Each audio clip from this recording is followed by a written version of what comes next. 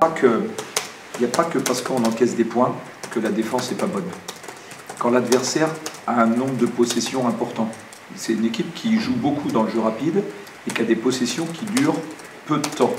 Et à un moment, par exemple, en deuxième mi-temps, on marque un panier, il faut une grande passe de contre-attaque et à peine 2 secondes après, ils reprennent un tir.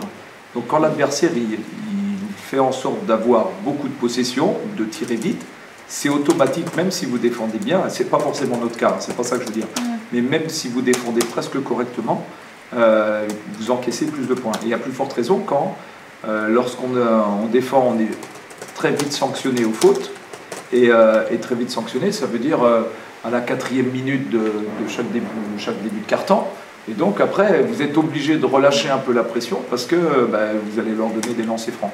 Et là, on leur donne déjà 32 lancers francs, ce qui est énorme. Et donc voilà, donc, les choses qu'il faut travailler, c'est évidemment d'éviter les fautes stupides. Et puis corriger 2 choses, parce que si on regarde de plus près, c'est le nombre de points encaissés après balle perdue. L'adversaire, il marque 21 points après balle perdue, et ça, c'est beaucoup trop. Et puis, les deuxièmes chances, à la suite des rebonds offensifs. Donc quand vous faites le calcul de tout, balle perdue, rebond offensif, plus le nombre de possessions élevé, voilà, ça nous amène à un match à 88 points encaissés, et ce n'est pas le match dont je me satisfais, c'est clair. Mais c'est une équipe qui est de toute façon tournée vers l'attaque, qui est athlétique et qui court et qui cherche à être agressif dans les 1 contre 1, donc ça fait ce type de match aussi. Comme en Boulogne, par exemple, la semaine dernière, on n'a gagné que de 4 points ou 5 points contre cet adversaire. Et il n'empêche qu'au-delà de ça, voilà, il y a certes des choses à rectifier, mais ça n'en reste pas moins une belle soirée, une production. Bien sûr, c'est une belle soirée parce que d'abord, on gagne le match, on gagne ce premier match à la maison. On est sur une série de 3 victoires après 2 victoires à l'extérieur, et on sait qu'à l'extérieur c'est jamais très simple. Et puis un jeu d'attaque qui est plutôt bien en place. Ok, on a mis 16 sur 27 à 3 points, ça veut dire 59% de réussite à 3 points, c'est pas mal. Mais les tirs étaient des bons tirs, c'était pas des tirs forcés, qui étaient bien préparés. Et on sait qu'on a une équipe qui est capable d'être dangereuse dans ce registre-là. Voilà, donc après on avait bien préparé sur leur attaque de défense tout-terrain, même si à un moment on manque de discipline, mais dès qu'on a remis, ou on a respecté les consignes, on les a sanctionnés quand ils ont cherché à faire zone presse. On a réussi à trouver des tirs faciles ou des balles de contre-attaque ou des petites contre-attaques. Donc ouais, c'est une belle victoire quand même. Il y a encore du travail à faire, mais heureusement, parce qu'on n'est que début octobre.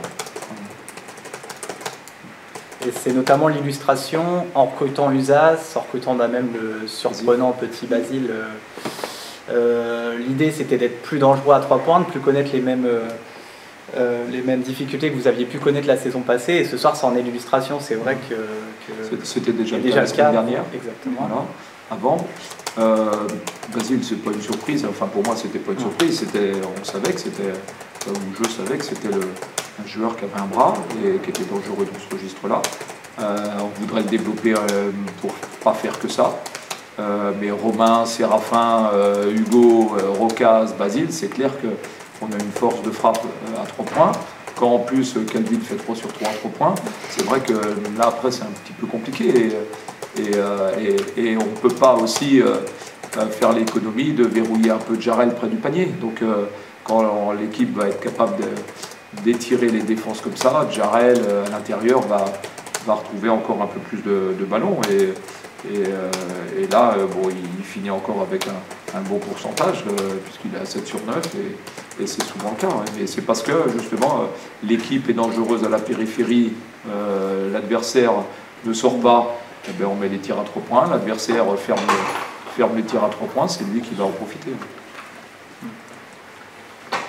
Oui, tu dis Calvin, il fait 3 sur 3, mais il fait aussi beaucoup d'autres choses. Hein. Il finit à 19 points et tu le fais pas du tout jouer du 4e. Il aurait pu encore plus exploser, ça doit être un record en carrière sans doute. Bon. Au-delà de ça, il est tombé en première mi-temps, là, il a glissé, il s'est fait mal au dos et quand ça a refroidi, il le sentait, donc c'est pour ça qu'on n'a pas pris de risque.